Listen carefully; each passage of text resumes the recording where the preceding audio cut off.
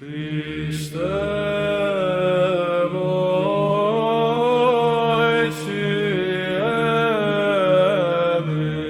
a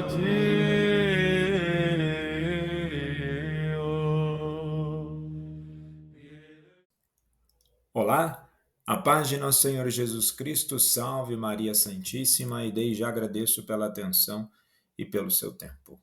Se ainda não é inscrito no canal, inscreva-se, deixe aí seu comentário, também clique no botão de like, tudo isso ajuda muito na continuidade da gravação de conteúdo para este canal de evangelização.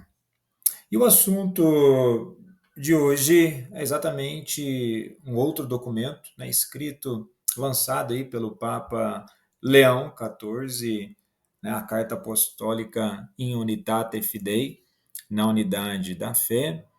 E antes de falar, né, comentar sobre esse documento, né, de grande relevância teológica, pastoral e eclesiológica, vou fazer alguns comentários ao nível mundial, no sentido, o que isso representou ali para a região.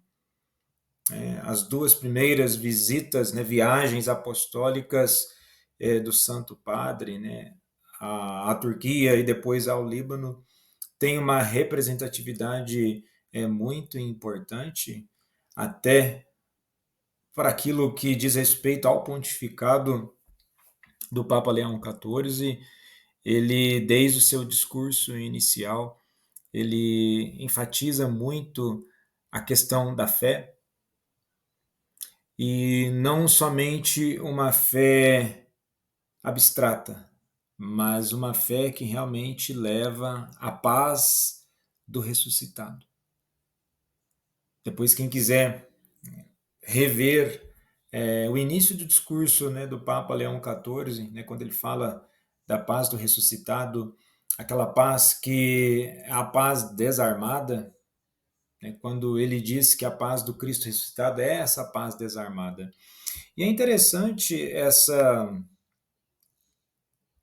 proposta, essa teologia pastoral do Papa Leão XIV, e representada nessas duas primeiras viagens apostólicas. Nós temos que pensar no mundo globalizado, que é paradoxalmente fragmentado. E isso toca um dos nervos centrais da reflexão contemporânea da Igreja. A globalização certamente aproximou mercados, tecnologias e informações, mas não produziu automaticamente comunhão. Pelo contrário, conectou economicamente, mas isolou existencialmente. Unificou sistemas, mas fragmentou identidades. Acelerou o tempo, mas empobreceu o sentido. Então, trata-se de uma unidade funcional sem alma, o que a tradição cristã reconhece como uma falsa paz.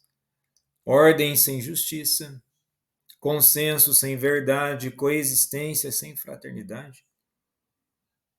Isso aqui são questões filosóficas sérias a serem refletidas. Vejamos bem, ordem sem justiça.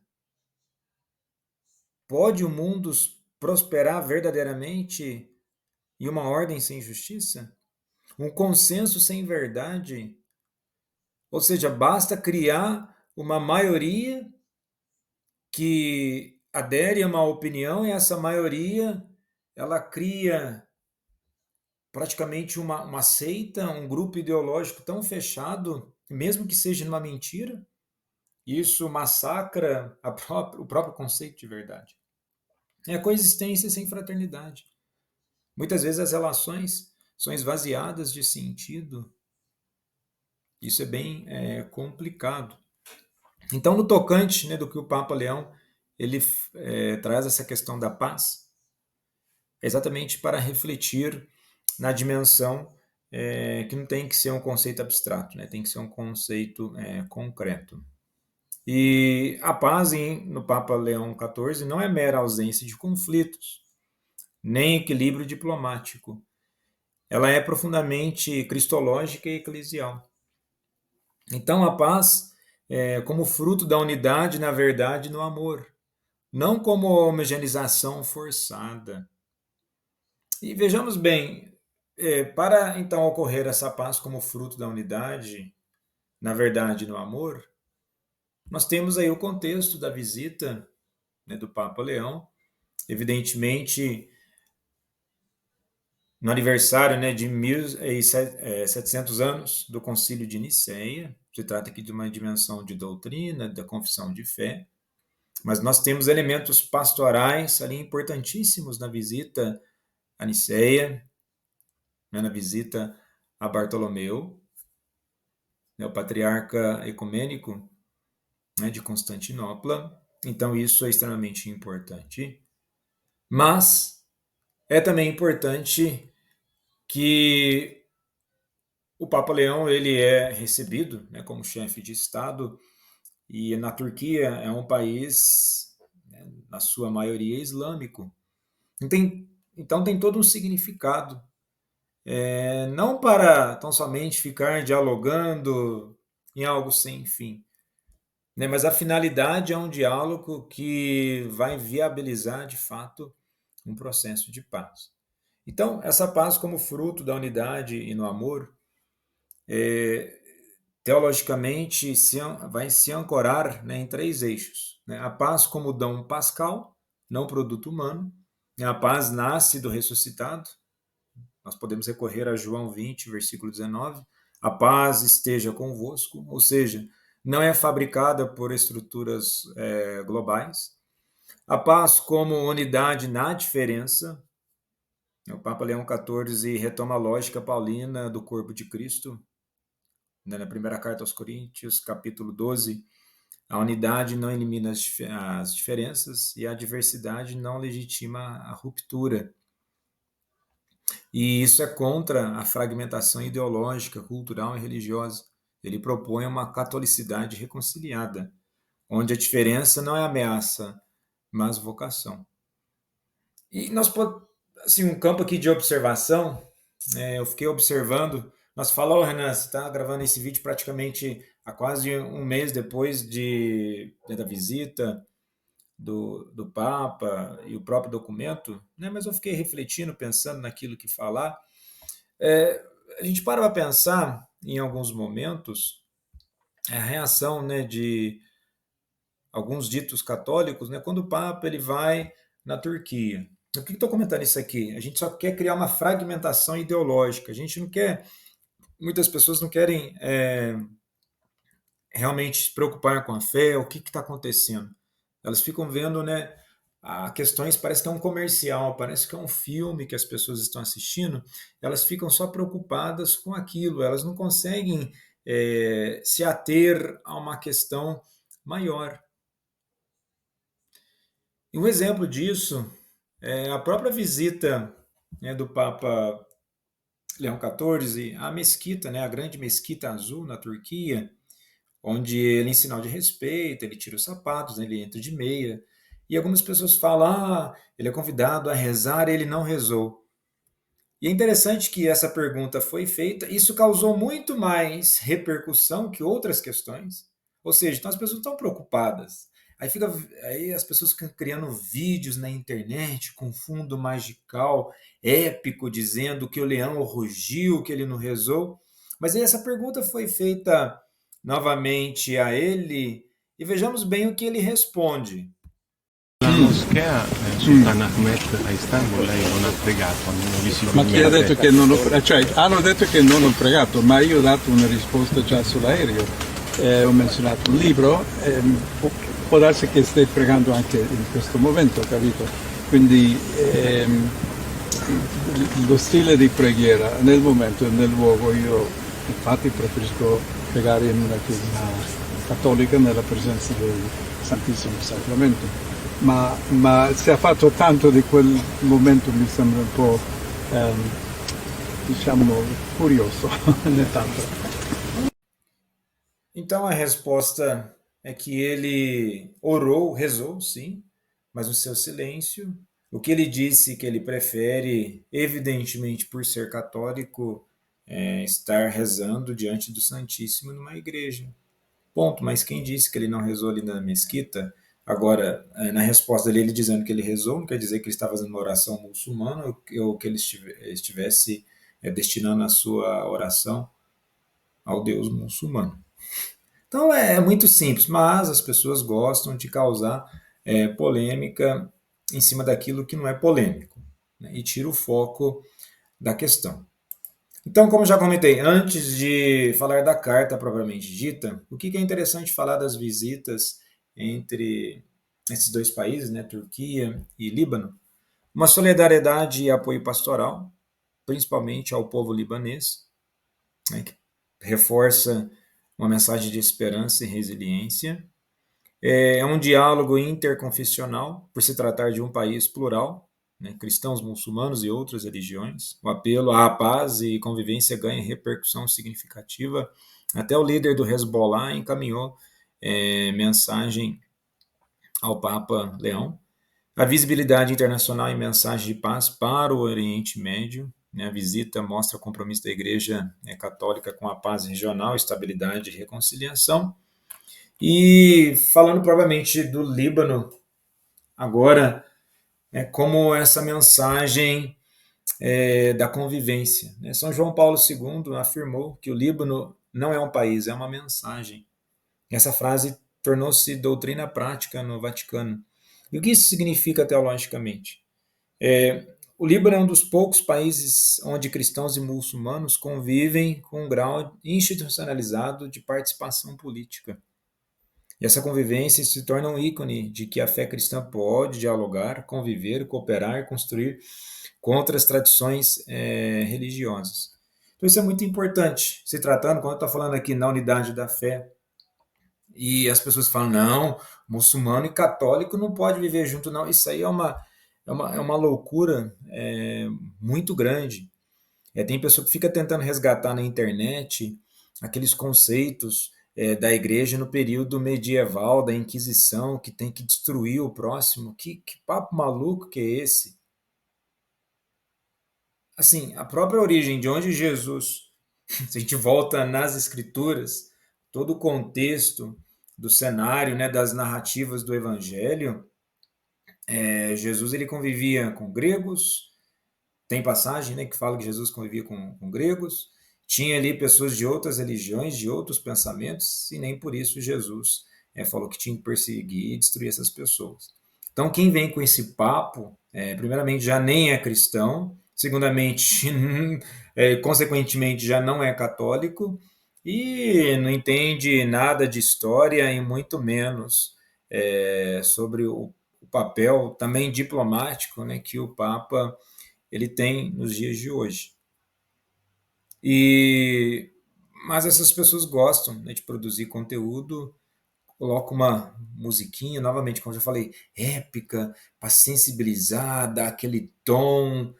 E o mais triste disso não é só a produção desse conteúdo, é a quantidade de pessoas que seguem e fazem comentários de uma fé violenta, de uma fé que destrói, de uma fé que limita as pessoas.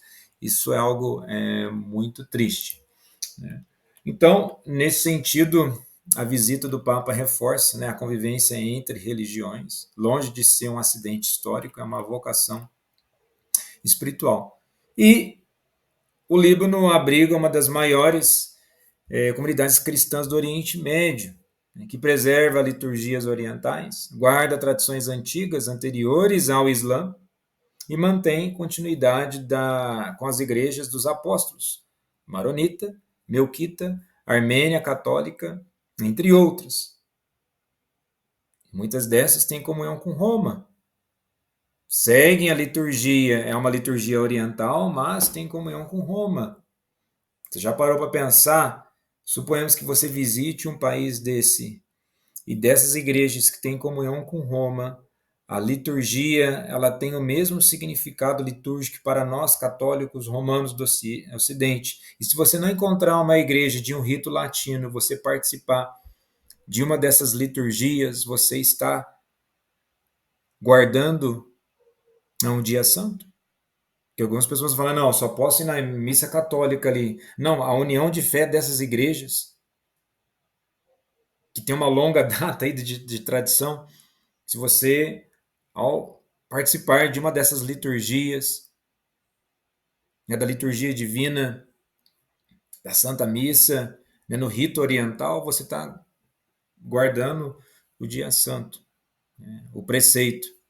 Mas as pessoas apenas, nos dias de hoje, às vezes nem sabem sobre isso, elas querem falar, destruir, palpite em cima de palpite torto, que nem é católico, mas coloca lá um perfilzinho no Instagram ou em qualquer outro lugar como se fosse católico.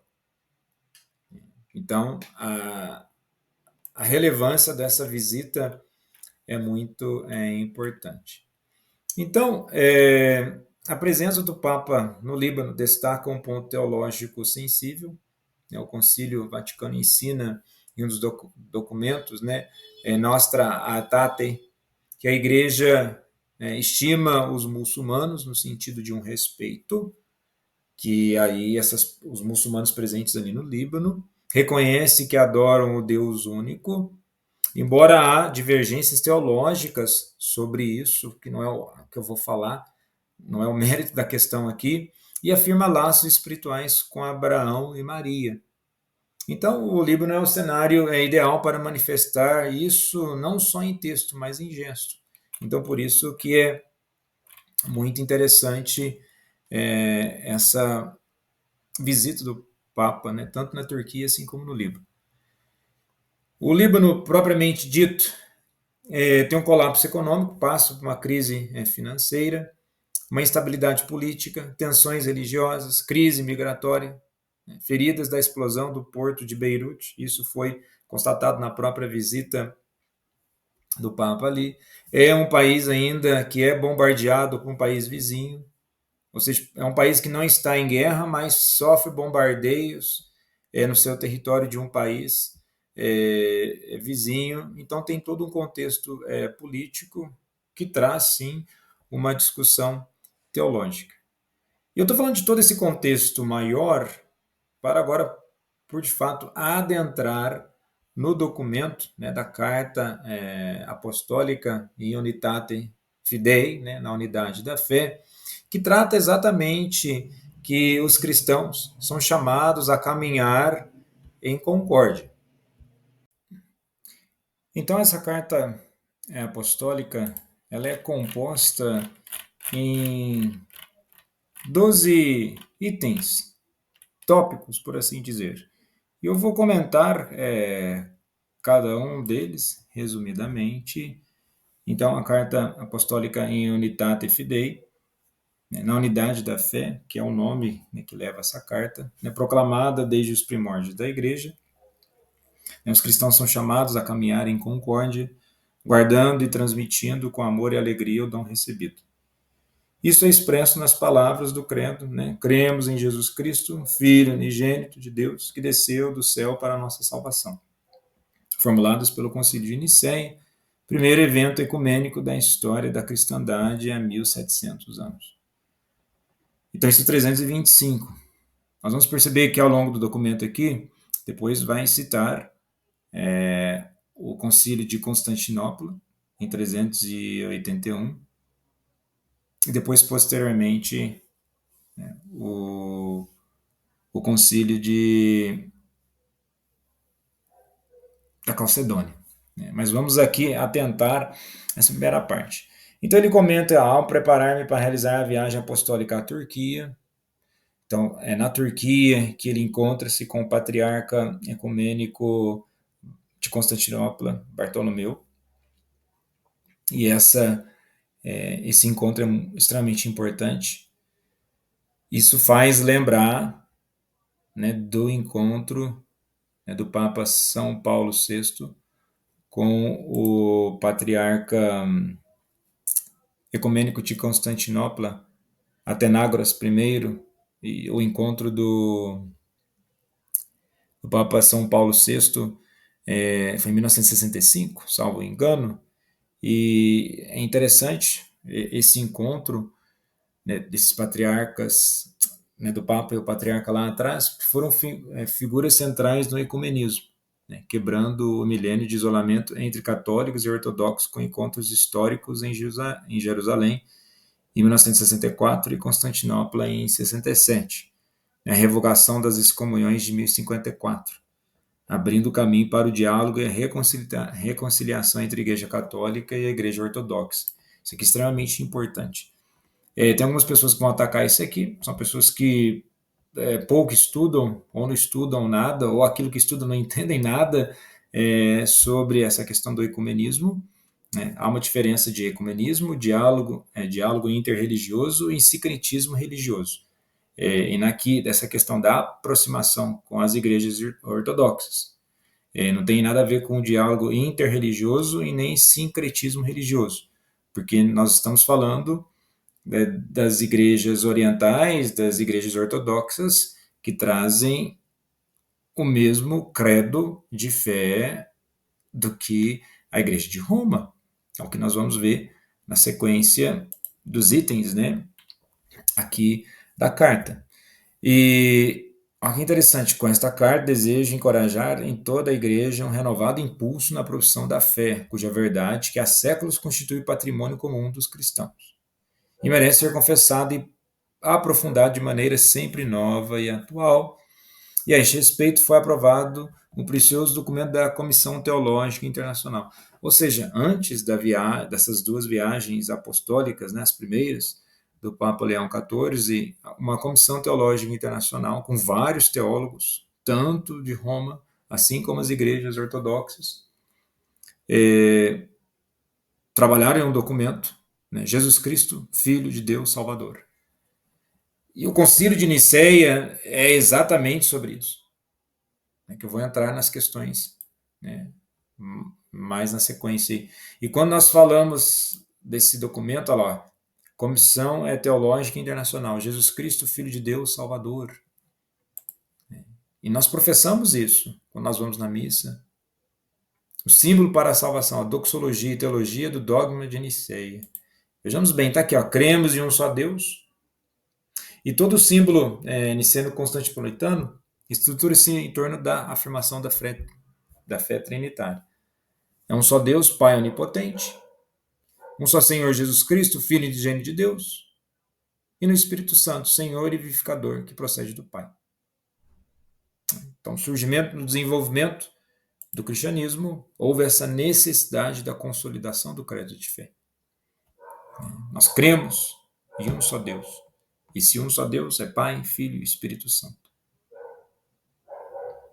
Bom, na sequência da carta, agora voltando para a carta apostólica, procurem esse documento, é só entrar no site do vatican.va. E na própria carta apostólica, você já consegue clicar que vai abrir para esse documento da Comissão Teológica Internacional. Então, qual é o princípio do Evangelho de Jesus Cristo? Filho de Deus. Assim, São Marcos intitula o seu Evangelho, resumindo toda a sua mensagem precisamente no final da filiação divina de Jesus Cristo. Da mesma forma, Paulo apóstolo faz isso. Então, o sim definitivo de Deus às promessas dos profetas é em Cristo Jesus, o Verbo encarnado. É o que São João afirma no capítulo 1, versículo 14. Fez-se homem e veio habitar conosco. E, portanto, numa coincidência providencial que neste ano santo, o Papa aqui escrevendo, dedicado à nossa esperança que é Cristo, nós estamos ainda no ano jubilar, o Jubileu da Esperança, que é o aniversário de 1700 anos do primeiro Concílio Ecumênico de Nicéia. Então, essa profissão de fé que une todos os cristãos. Quando fala de todos os cristãos, nós estamos falando aqui das igrejas, mais à frente ele vai retomar isso, das igrejas tradicionais.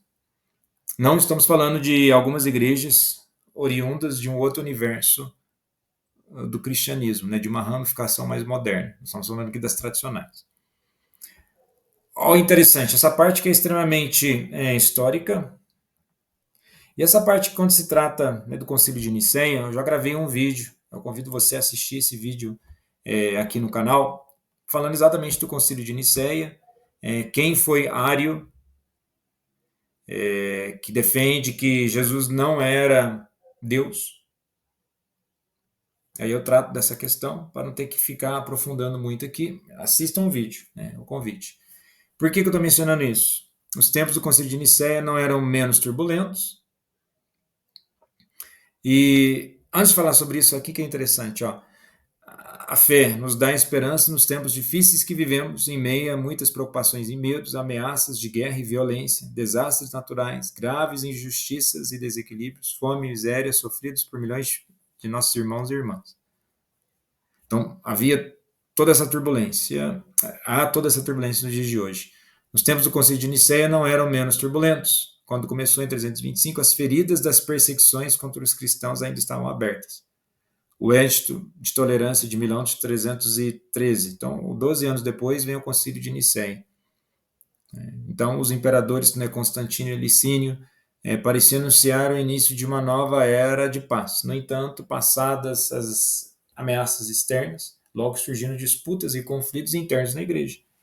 Parece que nos tempos atuais tende a criar essas disputas, as cismas, a uma forma de enxergar a fé fragmentada, sectária. Isso é muito perigoso, né? Da mesma forma, as heresias elas podem surgir por aí.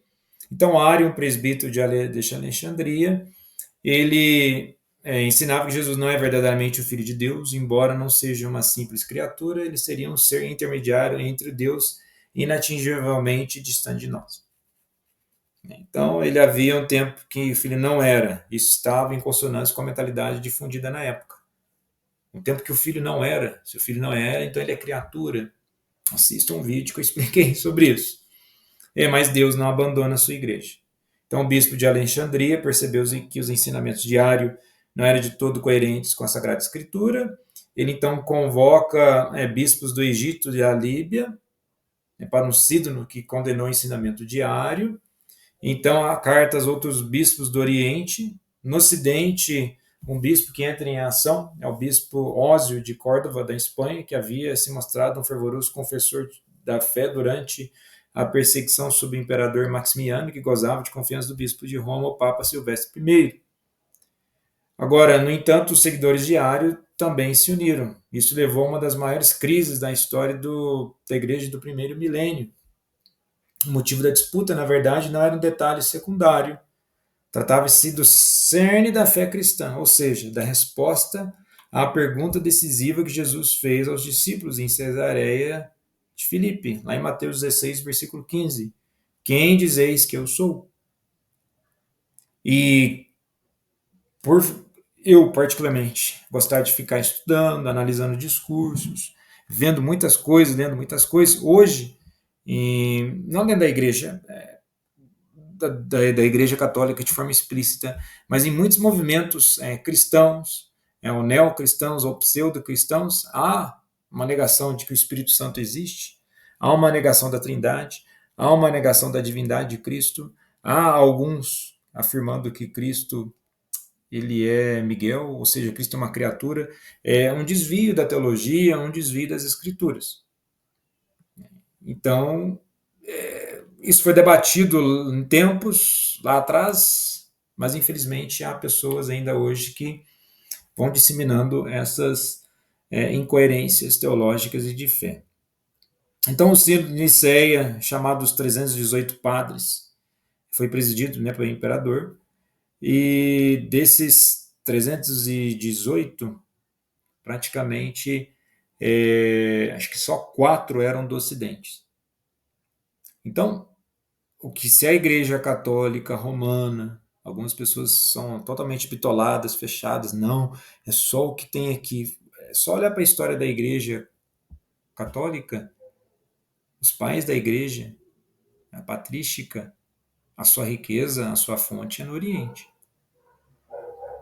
Então, os padres do concílio testemunharam a sua fidelidade à Sagrada Escritura e à tradição apostólica. Então, base nisso, o credo niceno começa professando: cremos em um só Deus, Pai onipotente, artífice de todas as coisas visíveis e invisíveis. Com isso, os padres conciliares expressaram a fé no Deus único. No concílio não houve controvérsia a esse respeito. Agora foi discutido o outro artigo: um só Senhor Jesus Cristo, Filho de Deus. E aí os padres confessaram que Jesus é o Filho de Deus na medida que é da substância oisia, do grego, né? Do Pai, quer dizer, a substância em grego, gerado, não criado, da mesma substância, homoousios, quer dizer, substância em grego, da mesma substância do Pai. E essa divisão, a tese Ari, foi radicalmente rejeitada. E para expressar a fé, a verdade da fé, o concílio usou duas palavras, substância oisia e da mesma substância homósios, que não se encontraram na Escritura. Não quer dizer que se essas palavras não estão nas Escrituras, elas não sejam uma verdade de fé. Vejamos bem, a palavra trindade, ou trinitatis, essa palavra não está na Escritura. Mas isso não quer dizer que Deus ele não seja trino, uno e trino, certo? Alguns que carecem de elementos lógicos de exegese, eles fazem uma leitura, se não tem o termo, então não existe isso. Novamente, há evidências, né, de que Deus ele é trino, está lá na Bíblia, mas, como eu já disse, há igrejas, há alguns que defendem que Deus não é trinitário, que seria uma contradição lógica.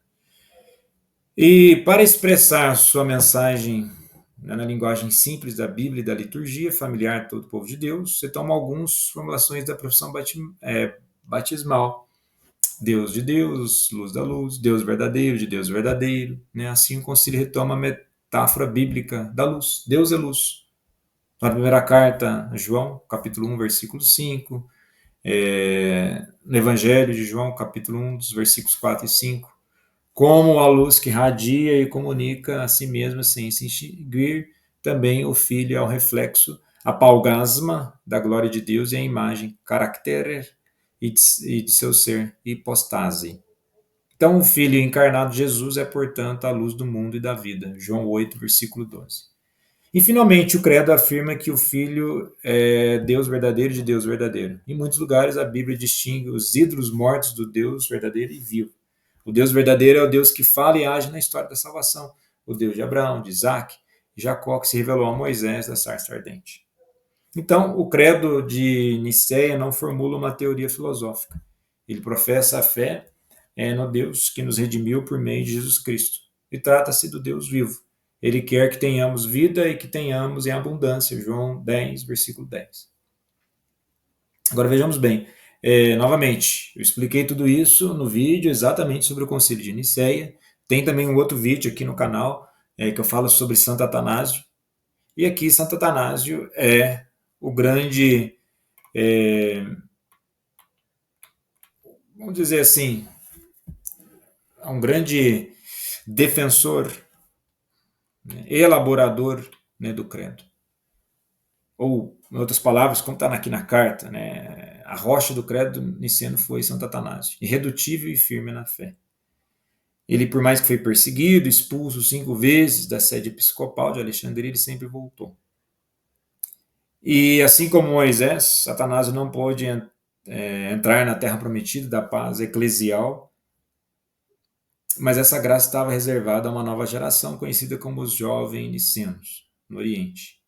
Os 3 padres capadócios, ou seja, quem gosta de estudar a história da Igreja Católica, ou estudar teologia, se não ler sobre esses padres, vai carecer de elementos históricos e teológicos. Então, os 3 padres capadócios são Basílio de Cesareia, a quem foi dado o título de Magno, seu irmão São Gregório de Nissa e seu maior amigo de Basílio, São Gregório Nazianzeno. No Ocidente foram importantes Santo Hilário de Poitiers, seu aluno São Martim de Tours, além deste, sobretudo, Santo Ambrósio de Milão e seu amigo, né, e também aprendiz, por assim dizer, Santo Agostinho de Hipona. O mérito dos 3 capadócios, em particular, foi o de levar a cabo a formulação do credo niceno, mostrando que a unidade e a trindade em Deus não são de forma alguma contraditórias. Vejamos bem a riqueza e a importância desses homens santos. Então a gente não pode ficar dividindo a igreja. É loucura. Quem não estuda a ortodoxia, quem não estuda a eclesiologia ortodoxa, não tem que ficar falando bobeira na internet. Tem vários influenciadores falando bobeira, atrocidades. É muita loucura aí. Porque o cara não estuda, não tem uma leitura, não entende o que está acontecendo. Né? A carta aqui, essa carta aqui, ela é muito. É um convite. Aqui é um roteiro para você estudar vários elementos da história, né, do cristianismo.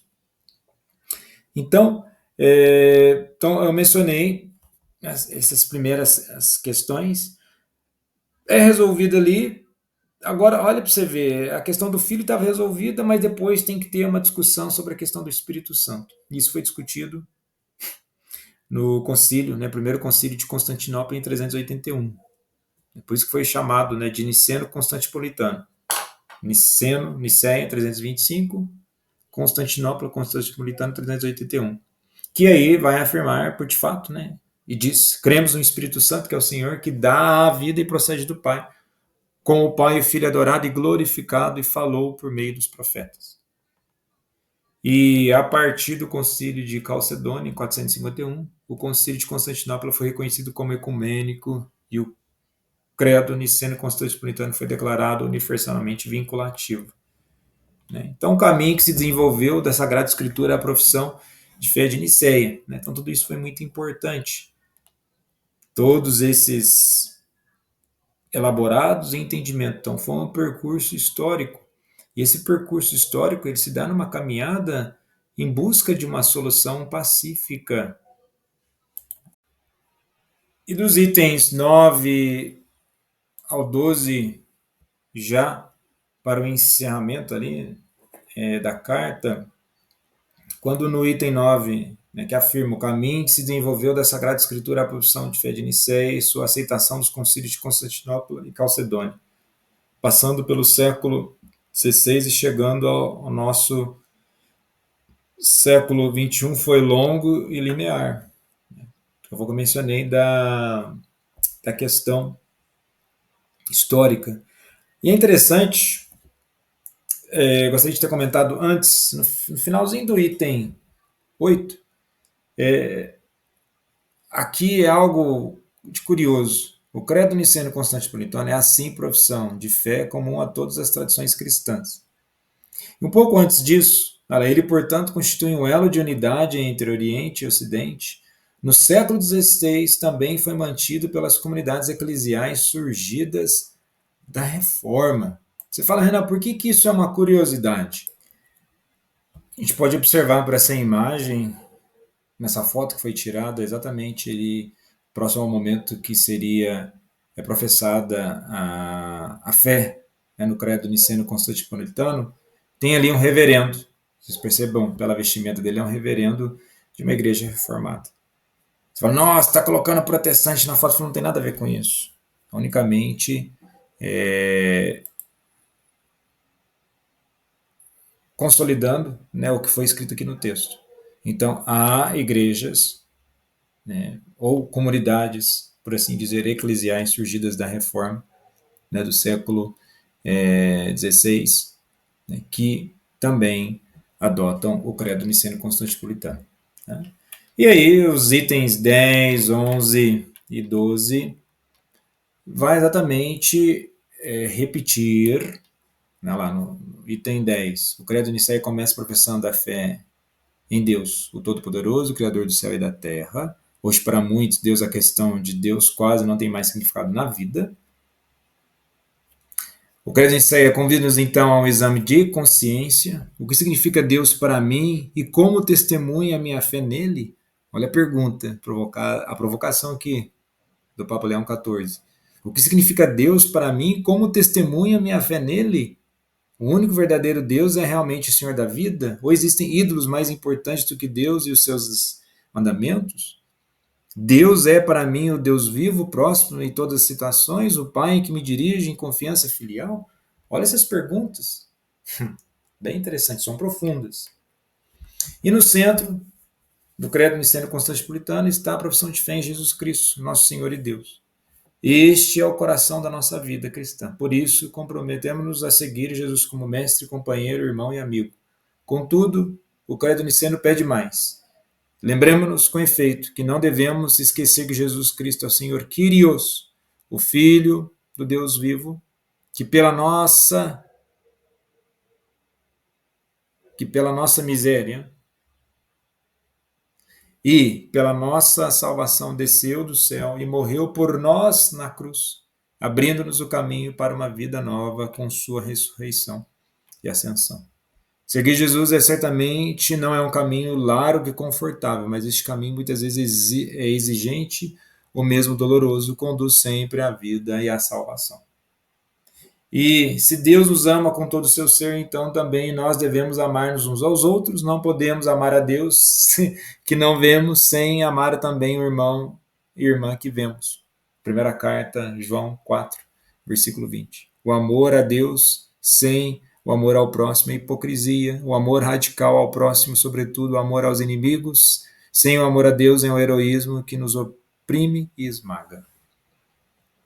Por fim, o Concílio de Nicéia atual, pelo seu altíssimo valor ecumênico, a este respeito, alcançar a unidade de todos os cristãos foi um dos principais objetivos do último Concílio, Vaticano II.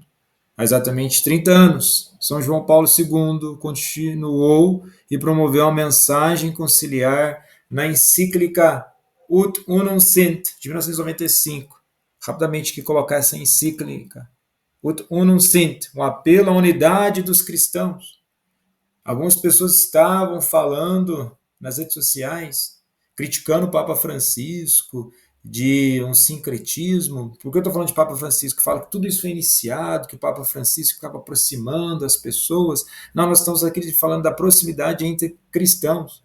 E São João Paulo II, o grande São João Paulo II, já falava sobre isso, escreveu sobre isso. Repropôs com tão ardoroso empenho, ressoa com vigor cada vez maior no coração dos crentes, especialmente quando se aproxima o ano de 2000, será para eles jubileu sagrado. Nós estamos falando aqui de 1995, faltava 5 anos para o ano de 2000. Então, assim, aqui já está falando, o venerável irmão Bartolomeu, patriarca ecumênico de Constantinopla. Vejamos bem, lá em 95, Bartolomeu I já falava com São João Paulo II, depois falou com Bento XVI, falou com Francisco, agora fala com Leão XIV. Que beleza que é a história da igreja. Essa fé vivenciada entre irmãos. E aqui, é até emocionante. Graças a Deus, o movimento ecumênico alcançou muitos resultados nos últimos 60 anos. E São Paulo VI. Embora a plena unidade visível com as igrejas ortodoxas orientais e com as comunidades eclesiais nascidas da Reforma ainda não tenha sido concedida, o diálogo ecumênico levou-nos, com base no único batismo e no credo niceno-constantinopolitano, a reconhecer nos irmãos e irmãs das outras igrejas e comunidades eclesiais os nossos irmãos e irmãs em Jesus Cristo, e a redescobrir a única e universal comunidade dos discípulos de Cristo em todo o mundo. Com efeito, compartilhamos a fé no único Deus, Pai de todos os homens, confessamos juntos o único Senhor e verdadeiro Filho de Deus, Jesus Cristo, e o único Espírito Santo que nos inspira e nos impele à plena unidade e no testemunho comum do Evangelho. Assim, no mundo dividido e dilacerado por muitos conflitos, a única comunidade cristã universal pode ser sinal de paz e instrumento de reconciliação, contribuindo de forma decisiva para um compromisso mundial pela paz. Vejamos bem, São João Paulo II recordou-nos em particular o testemunho dos muitos mártires cristãos provenientes de todas as igrejas e comunidades eclesiais. A sua memória une-nos, exorta-nos a ser testemunhos e operadores de paz no mundo. Então, não basta, ainda mais agora fim de ano, ficar gritando, querendo dividir as coisas, falando de coisas que não se sabe. É preciso analisar e realmente orar, para essa verdadeira paz. Quando nós escutamos na Santa Missa, eu vos desejo a paz, eu vos dou a minha paz, não vos dou como o mundo vos dá. Então, não adianta querer ficar compartilhando coisas falsas, mentira, criar divisão, sectarismos dentro da comunidade, dentro da igreja. Isso não é sadio e isso não é cristão. Então, agradeço imensamente pela atenção. E sobre as questões teológicas, repito mais uma vez, assista os 2 vídeos sobre Santo Atanásio, está na série aqui do canal Doutores e Doutoras da Igreja Católica, que eu falo sobre essa questão da crise ariana, do arianismo, e também eu gravei um vídeo sobre o Concílio de Niceia, tratando dessas questões históricas, teológicas, filosóficas, desse momento vivido ali no primeiro milênio da Igreja Católica. Espero que tenha gostado, deixe aí seu comentário, compartilhe com outras pessoas, se tiver alguma dúvida, deixe aí no seu comentário, tudo é muito importante e mais uma vez agradeço. Paz e bem, salve Maria Santíssima.